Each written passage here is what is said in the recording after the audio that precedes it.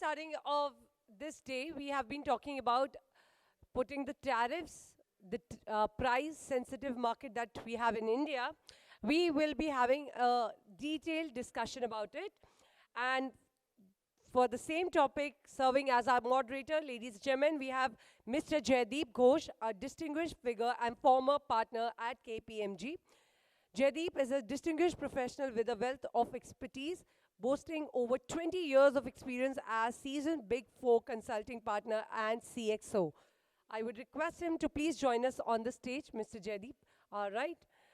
Our panelists, ladies and gentlemen, joining him is from Bharti Airtel. We have Mr. Saurabh Mittal, the Vice President and Head of Industry and Technology.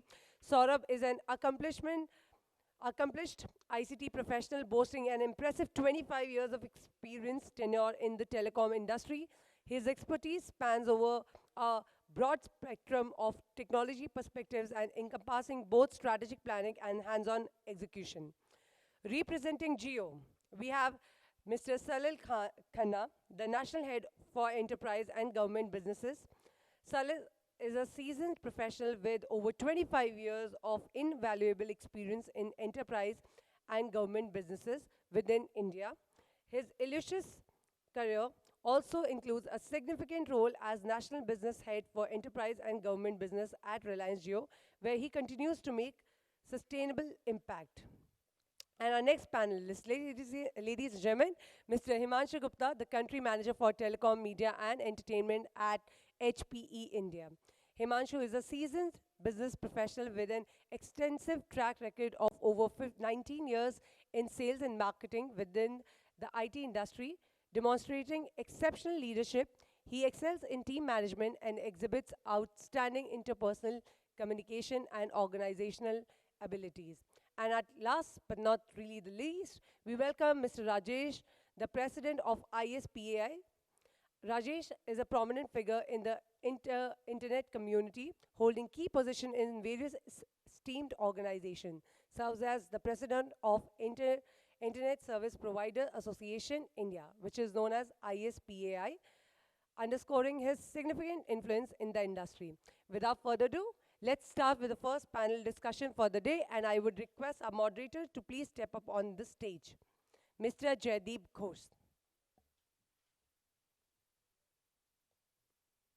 Our panelists, Mr. Saurabh Mittal, so please join us. Can we have a big round of applause, everyone?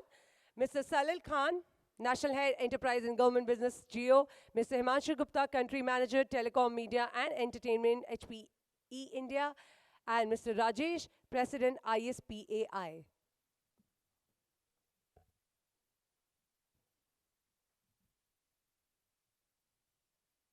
Over to you, sir. Good afternoon, ladies and gentlemen. And this panel, as you heard, is on monetizing 5G services, which is a burning question not only for the industry in India, but I suppose globally. And like many of you, I'm looking forward to learn from the co-panelists over here in terms of how this is, intended to be solved. I don't seem to be knowing much on if anybody or how many operators have actually, cracked this so far. So I'm looking forward to learn that. What I know in terms of, I could share some data points or some research reports very quickly to set the context. Based on recent research, we believe there are about 8.3 million mobile subscriptions worldwide, which is pretty much similar to the world population. There are different numbers for how many 5G subscriptions are there, but clearly it is more than 1 billion. I mean, there are some numbers saying global 5G subscriptions about 1.3 billion, but then another report saying China has 1.2 billion. So, but by and large, it's more than 1 billion. India seems to be the fastest growing in terms of adding 5G subscriptions globally. It's a good news, not very surprising because we only launched, and still the rollout is going on in recent months. So it's something, and of course, India has large population, so getting numbers not only for 5G, for most things is not that difficult as such. And there are other projections saying that by 2027, 2028, between 500 to 700 million 5G subscriptions will be there in India. I'm using the word subscriptions and not subscribers for reasons which, at least in this room, all of you would be knowing. Now, these are all research reports and projections by reputed agencies. But what I know and what all of us in this room is that about a year ago, the industry committed to about $19 billion, about 150,000 crores, for the spectrum auction. That's a fact. That's not a projection or something like that. Not that the money has to be given immediately, but it is committed. And then there are, other investments in rollout networks and of course, OpEx, etc. So the context here is that, huge amounts, say what 40, 50 billion US dollars are being committed by the industry here, just the telecom operators industry. But I suppose that kind of investment would look for some kind of returns also. So that's the puzzle, I think, and as I said, we would all like to hear views in terms of how this is getting addressed. So let's start in no particular order, but perhaps Salil, you could address, it's a question probably all of you can address, at least the, maybe not ISPAI so much, in terms of how does this work at overall level, and then we'll come to individual organization questions in the second round. My request will be to keep the answers brief, about say 3 minutes maximum, so that we can have multiple rounds and some interactions with delegates and other participants here. Thank you, over to you. Thanks, Jaideep. I think before I answer the question on 5G, I'll take you back to 2016-17 when 4G was not yet launched in India. There was the same question that Jio announced that they will launch a nationwide VoLTE network. It was not heard in India. It was not being prevalent in India. And again, everybody who was the expert said that this is a wrong move. India doesn't need 4G, can't afford 4G. But I think history has shown that India has gained and all the telcos have gained and the consumers have gained, with the rollout of 4G. Now, 5G again, we heard from previous speakers, is not 4G plus, but it's a completely transformational change. And it has needed massive investments. Investments are still going on. Expected rollout, at least by Jio, is that entire India will be covered by end of December. Already all census towns are covered. Now the next question is that how will it get monetized? I think the roadmap is very simple. Before 4G, India was consuming less than 1 GB or half a GB a month per subscribers. When 4G got launched, within a year it became 10 GB a month. Now it is 20 GB a month. And with 5G, there's some further growth will happen. Expectation is around 30, 40 GB a month. So that's the organic way of monetization, that you consume more and you pay more, the revenue comes in. So that's only one part. Second, a unique opportunity for India. Unique opportunity for India in terms of the fixed wireless access. While India, a 1.4 billion population, around 1.2 billion mobile subscribers, so mobile penetration of around 1. You look at the homes, around 25, 30 million homes only connected with fixed line broadband, and there are around 300 million homes in India. So there's a lot of headroom, almost 1:10. Growth is possible if the FWA fills that gap of how to make every home a broadband home. Clearly there is a need, and once it is done, then the revenue monetization is very, very clear. So I think that's the second part. The third part is that traditionally, most of the revenue has come from B2C sector. B2B has contributed very, small pie in terms of the overall telecom revenues. With 5G, there is a, great opportunity that the B2B share in the incremental revenue which comes in through 5G will take a larger proportion. So I think these three monetization methods, and I'm sure you will see it happening in front of your eyes over the next few quarters. Thanks, Jaideep. Thank you. I think you pretty much set the big picture in terms of high consumption and the huge potential, especially in the fiber FWA model and of course the B2B.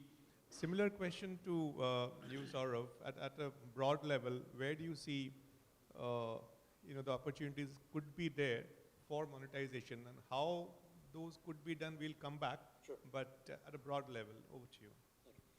I think, first of all, thanks Voice and Data for inviting. Let me take a step back, Jaideep, right? And I come with from a technology section. So let me, I was in Bangalore this week in the 3GPP plenary, right? For some of the people who might not know, 3GPP is a global organization which works on standards. And it's completed about 25 years. This is the global body which actually brings together people from different countries, regions, nationalities, companies to create a common goal. So one of the things which actually, when I was speaking to delegates from Japan, Korea, US, China, Europe, right? One thing which actually came out, when the 3G was being standardized, which was in the mid-90s, late 90s, they said that, the internet was not even created at that time. They created the 3G standards when this was still in formation.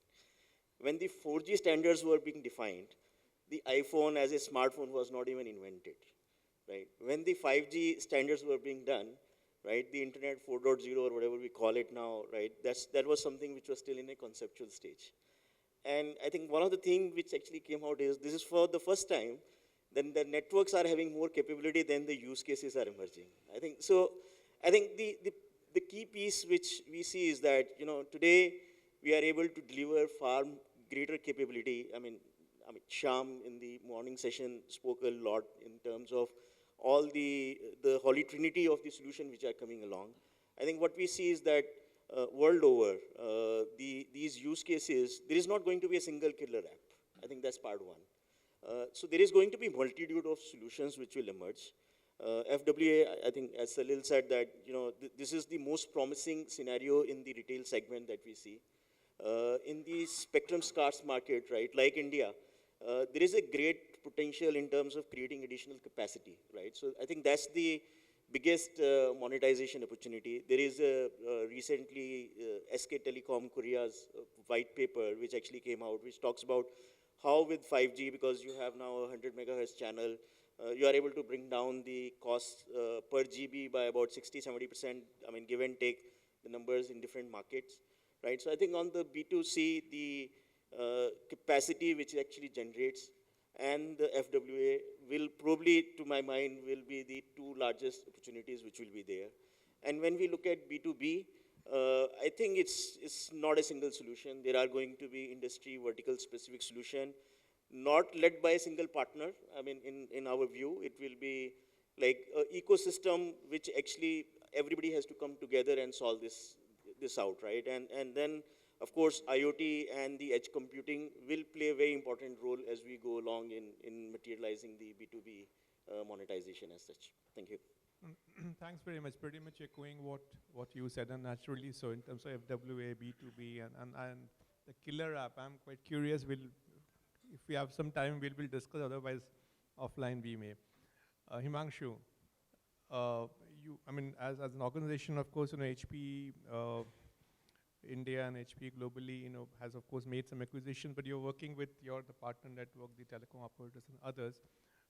But before that, coming to HPE specific, a quick summary of, where do you see the 5G monetization opportunities lie, especially if you could give a little different perspective from these gentlemen, then that would be useful to all of us, very much for me. I'm keen to learn. Let me take a step back.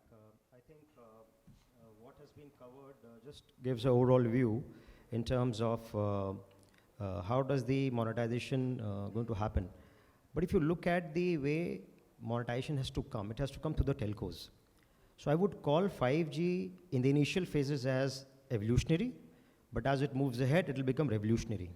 So maybe the first 2 years, 2.5 years, 3 years in India could be evolutionary, but then it will be revolution. And what all the reports coming from GSMA, TM Forums, McKinsey, the second half of this decade is going to be the time when B2B will become really, will pick up momentum, and you will start seeing realization of revenues. Now, if I were to divide the complete landscape of a telco and see how they can monetize, I would call the telco's journey from being just a connectivity provider to become an outcome provider is what is expected. And that is how the monetization will happen. It will not happen overnight. It will depend on which telco wants to play what role in this so-called, ecosystem journey and going up the value chain. So if I were to divide this into three parts, 3 phases or 3 horizons, the first horizon will be to offer connectivity because of the few attributes of 5G. So we will pick as EMBB, which is enhanced mobile broadband. So that is about giving better connectivity, more reliable, higher speeds to consumers. And what will the monetization methods will be? It will be through the existing, what all the vendors in the world are doing, to give more data packs, a better quality of service, something called as a 5G boosters. Somebody is going to do a gaming. They can buy those extra packs for a few hours and consume the data. So you pay premium for the 5G services. That is one way to monetize. Number two is you, as a telco vendor, as a telco operator, you bundle a lot of these, entertainment, media, content, gaming in the back-end vendors, and you bundle as part of your packs. So that is another way to monetize and get your extra money on top of the 4G packs. But let me give an example. These things have been there for 4 years now in the world, 2019 to 2023. But going by the most adopted player, South Korea, you have 3 vendors. All of them have shown their ARPUs getting flat or getting declined a bit, even after launch of 5G. Why? Because initially the higher ranking customers will go for, 5G premium plans, and when the lower bottom comes up, the revenues plateau out. So that is not the long-term plan for telcos. So for telcos to become techos, they have to move from Horizon 1 to Horizon 2. Now before I go to Horizon 2, in the Horizon 1, the first phase, you also have something called as FWA, which is already covered, which is a productized form of 5G. So I give a product, I sell it at a price, at a market which is currently not using. Now I'll give another example. In US, 50% of home broadband customers which were acquired through FWA were new customers. So you are not only going deeper with your customers, you're also expanding the customer base. So selling a productized 5G is another way you can monetize. In the phase 2, the telco's job changes from providing a pure connectivity to becoming a more NAS player, a CAS player, connectivity as a service, or network as a service. So you try and build things like private 5G, you try and give network slicing. But again, there are a lot of dependencies, a lot of things which have to be covered in terms of the organization readiness, the readiness of the sales team, being ability to sell consultative selling, meeting the right customers. So it's a mix of a lot of areas and a lot of capabilities. And lastly, the third phase is when telcos want to sell solutions and platforms. And that is the area where a lot of telcos want to be there, but then they have to sell platforms, they have to have open APIs, which can talk to, which can allow the developers and software programmers to talk to your systems, your networks, and monetize it. So there are 3 different phases, 3 different horizons, and telcos have to take this journey. It will be tough because every phase will have its own dependencies, requirements, but monetization will be maximum. It will be really brutal in the last phase, and that is where I think Reliance and eventually Airtel would want to focus on in the country. Useful, the 3 stages as you mentioned. Rajesh, from the perspective of internet service providers, of course, telecom operators are also internet service providers, but besides them, I'm less clear, so maybe I have folks in the room who are also less clear. How does the ISPs come into the 5G scheme of things? Maybe you could just keep it short, but just overall perspective. Thank you. I'm experiencing this internet since 1998. ISPAI is celebrating their 25th year silver jubilee year this year. We have seen the speed of 7 kbps. Well, now we are seeing the speed of 100 mbps and more. Actually, growth of internet, what I think started from 2019 thanks to COVID. COVID has given the opportunity for proliferation of the internet the way internet should proliferate. The students, our children were doing the education online from home. We were doing our businesses from home. For those serving to those people, we require a robust connection at home. And thanks to the FTTH, that now every home is connected with the fiber and they are drawing a good number of bandwidth over there for their uses.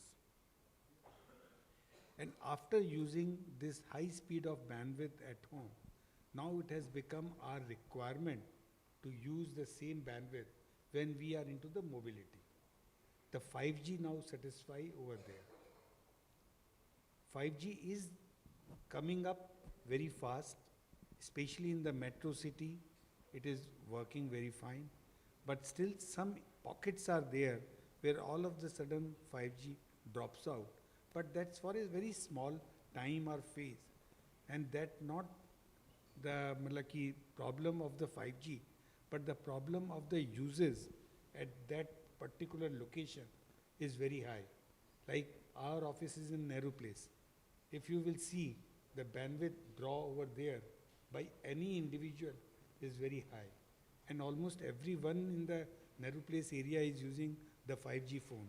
So automatically we will not be expecting that 5G speed over there. But the moment we are going some here and there, then the 5G speed starts. Content and the video has given a very large boost to the 5G. Earlier, around 15-20 years back, Ramayana or Mahabharat serial jab aate the, the whole city was just like a curfew. Nobody was visible on the road because everybody was rushing to their home to see the serial. The same was with the India-Pakistan match.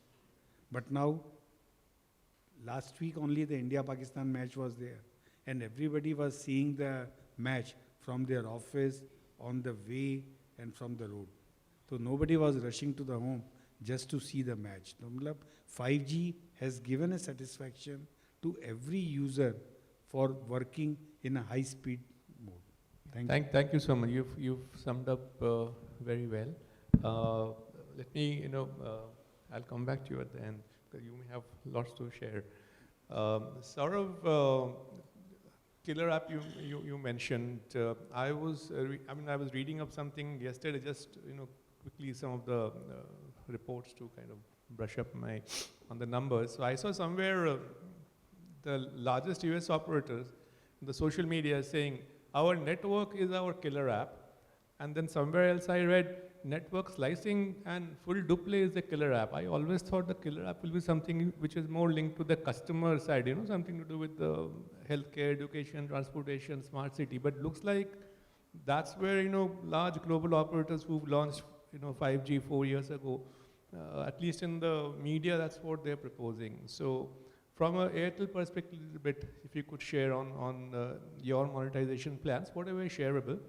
And what is that 1 or 2 or 3 killer app? I can see this timer looks to be running very fast, so keep it short, but thank you. Yeah. Thanks, Jaideep.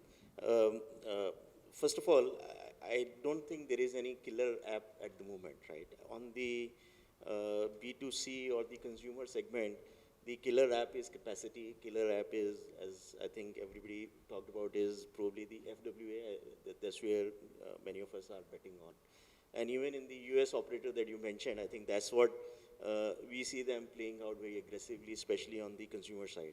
I think there's 1 or 2 data I probably would want to share. I just saw the news from Surface Shark on the digital quality of index, quality of life index for digital, right? And in terms of that, it actually said that in last 1 year, the mobile internet speed in India has risen by 297% on that part. And India's rank globally has now come to 16th in that particular aspect, right? And for many people or many countries now, this digital quality of life is being actually turned into a quality of life index also. So I think on the consumer side, this is going to be the biggest impact which we see, right? Which is broadband anywhere, anyhow, and on any device that essentially you can experience, right? So I think that's something which will be there. On the B2B side, at least in my personal opinion, I would say that there is not single piece, right? But as we had seen, this trinity of connectivity, the capability of connecting so many different kind of devices, and ability to essentially give low latency or anything on the, whatever we'll call as sliced function, I think this is going to create use cases. Because what has happened is that, the telcos globally, have moved away from just voice and data as such, right? In the enterprise space is now everybody talks about what's the use case. And from enterprise, I think the requirements are primarily three, right? If there is, we can help them grow. If we can help them cut their cost. And the third is digital transformation. I think these are the three basic asks. And we have now used the network, as you said, that the 5G essentially provides that platform, right, where these three different requirements of the enterprise can be met in, all kind of different manners, right? So, and leverage upon the capability of the high speed. Because look, what fundamentally the 5G was expected to deliver. It was expected to deliver high speed network. It was expected to deliver very high capacity into the network. The third thing was latency related requirements, and fourth was ability to connect massive number of sensor devices, and take a programmable action on top of it, right? So I think on the enterprise side, there are a number of cases, connected ambulance that we have, partnered, we've seen onto that part. We have seen things like, very basic things, right? You have so many different branches coming out, moving from tier 1, tier 2, tier 3 to rural related segments. How can those branches be connected in a more secure manner, in a more timely manner, time to market? Just reduce the time to market for them, right? So 5G becomes a very important tool through MPLS over 5G, SD-WAN, and any other kind of connectivity. So I think that becomes a very foundational work for them. If you look at the industries in terms of manufacturing side, right, we are doing some experimentation there. So a lot of POCs and trial which are essentially going on to that part. And one thing which I would also like to highlight is this use cases of metaverse and digital twins. In fact, Airtel, as part of the 5G launch, we did the, Kapil 175 relived part, right? I think it was a great way of experiencing through something where you were not present. And for which we have received a lot of industry awards as well, right? So I think this is one way the 5G was used for customer engagement in terms of that. So I would say that the intersection of these will give rise to many unique use cases and solution, and that's what we essentially are doing a lot of trials and working on this. No, it's useful in terms of use cases, trials, POCs, and you covered both B2B, B2C. Over to you. Similar, B2B, B2C. B2C as in retail seems to be more, fancy gaming and all. But how much money is there? One doesn't know. Money is probably more in the B2B, B2X kind of, or so. How is a little bit on geos? Whatever is shareable, how are your thoughts? Yeah, I think whatever Himanshu said, absolutely right. Beyond that, what Jio has done or is doing, we already made first private 5G commercial network deployed. So there's a test bed created, 5G enabled test bed created for autonomous guided vehicles and drones. This is in Hyderabad. We have done a offshore for an oil major, run on a 5G for mobile internet, already running. We did a POC, successful POC for American, agricultural manufacturer, where we jacked off the fiber backhaul from their factory routers and ran it completely on 5G as a backhaul. Similarly, robotics did surgery, ambulances, some applications in mining, so many others, industry 4.0. So I think the use cases are ready.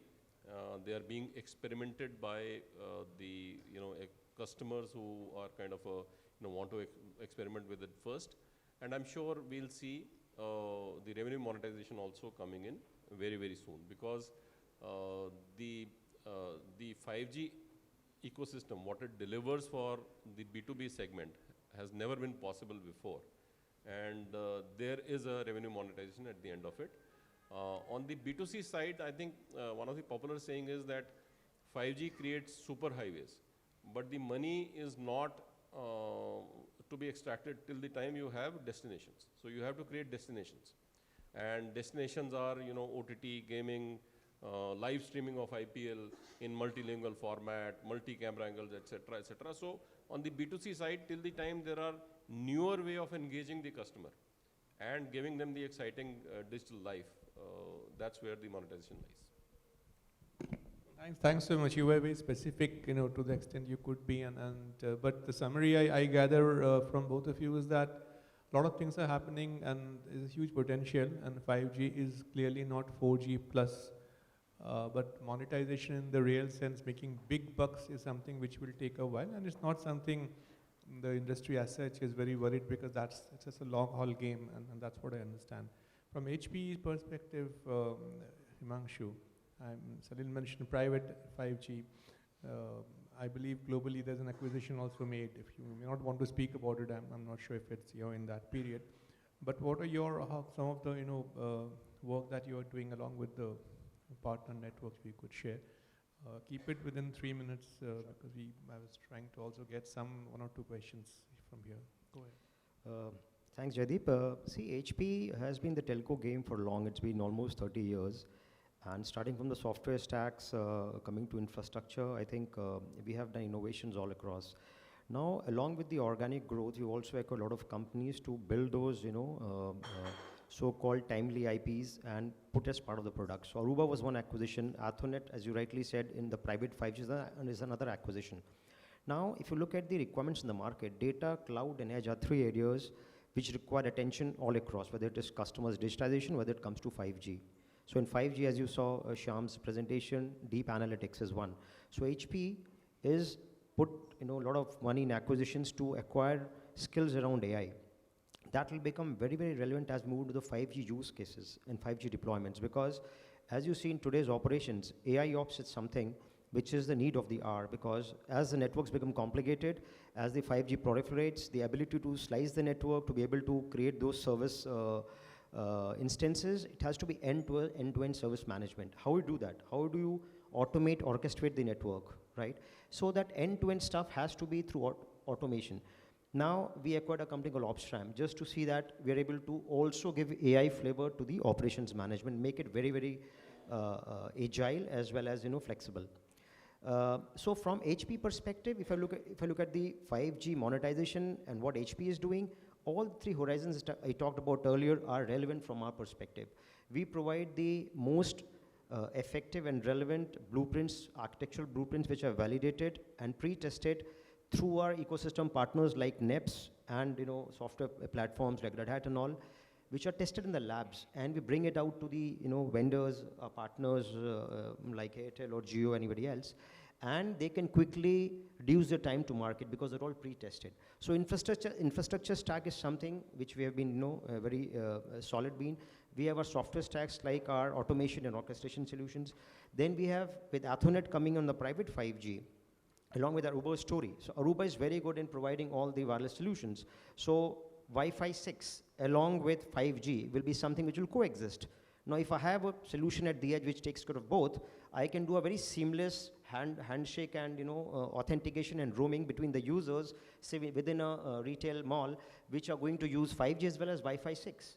So all these technologies were made possible, and I think we are in a very good position to encapsulate everything as a service with the HP GreenLake model, where I can give your telco solutions, telco core as a service to our customers.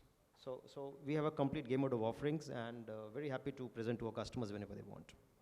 No, absolutely. Thank you so much. I think if we can take maybe one or two questions, if that's allowed, somebody needs to carry a microphone and all. But Rajesh, quick 1 minute answer till such time, the mic, etc. You want to? As Himanshu has very rightly pointed out about the Wi-Fi 6, the internet service providers at home are fixing the Wi-Fi, and the 5G seamlessly transfer to the Wi-Fi the moment you are reaching to the high range of Wi-Fi signals.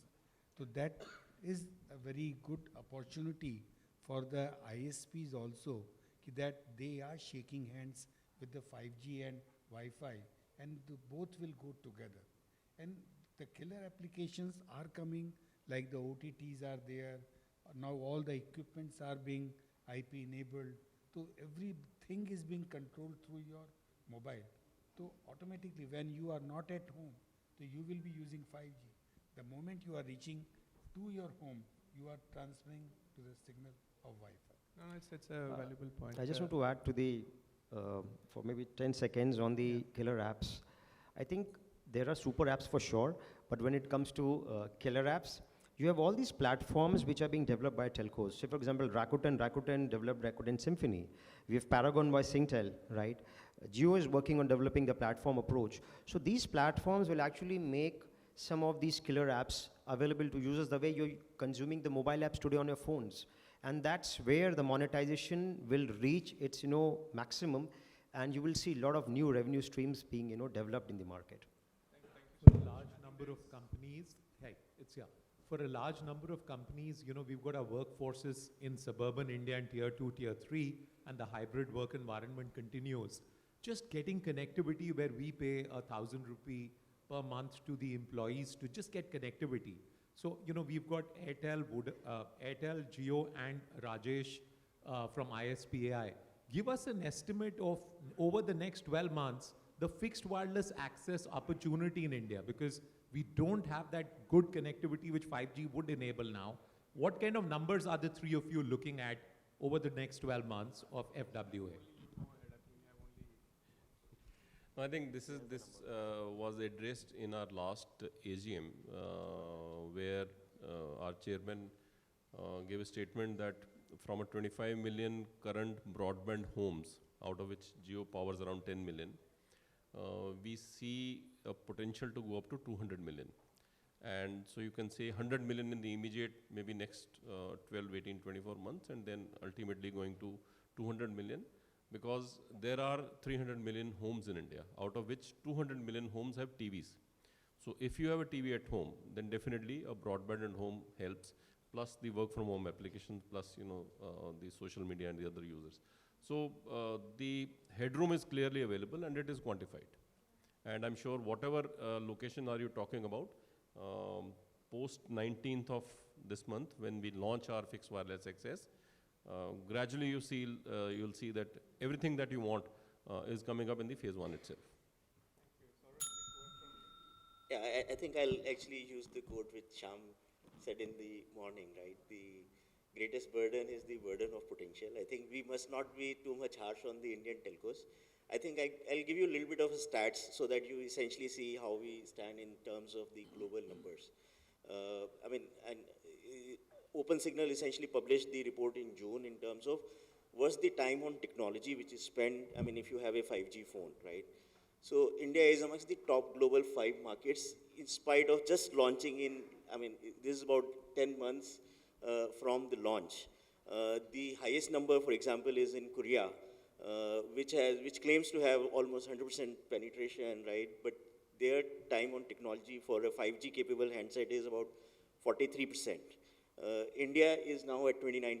It's just, below US, which is at 32%, right? So, and Europe average and the global average is about 15%. Europe is about 12 to 13%. So, in terms of the reach, I think India has done phenomenally well. This was June numbers. I'm sure, and completely concur with, Salil in that regard, right?